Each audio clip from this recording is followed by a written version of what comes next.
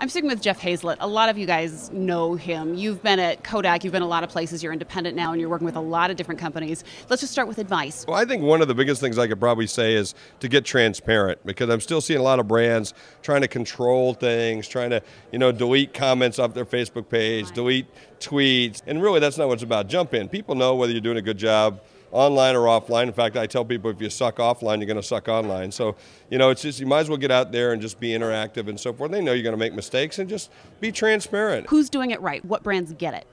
There's so many brands that get it. There's some big brands that we see here in the room like Pepsi and Macy's and some others. But I think there's a lot of little brands that are getting it. A lot of smaller companies get it.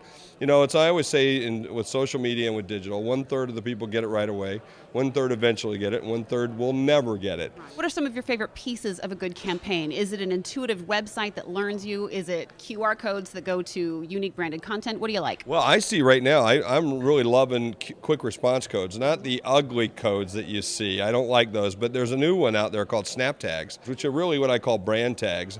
And you've got the ugly, simple codes, and you've got a code that really shows your brand. You can put whatever you want in it, and it collects information on each person. So even if that's that one snap tag that you go to, when you click on it and go to it, it records different information for you. And when I do it, it's different for me, and we have different experiences. That's cool. That's very cool. How do you think this stuff is going to manifest? I know that QR codes or a lot of the different scannable things have to do with retail. They have to do with social TV, the entertainment experience.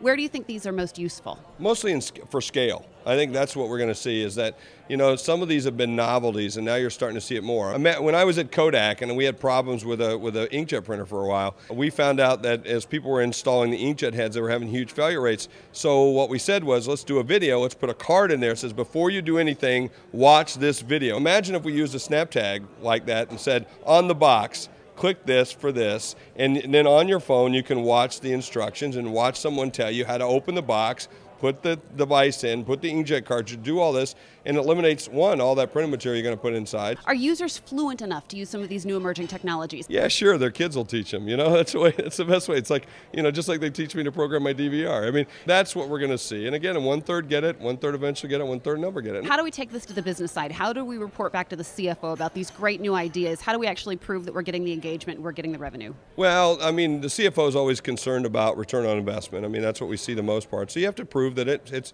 dog's going to eat the dog food. They're going to buy your products, and it's not just about the engagement. Engagement's nice, but in the end, you got to sell something, and you got to drive top line revenue. You got to drive margin, and you should drive customer satisfaction.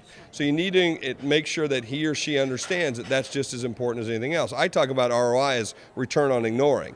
So all these conversations, all these things are going online, all this digital activity that's out there is happening with you or without you. So how do we get engaged with that? How do we, get these people educated and turn them into evangelists for us? So you've really got to focus in on what are the conditions of satisfaction you're trying to drive, and are you getting to them? And if you're getting to them, then, shut up. I'm doing the right thing.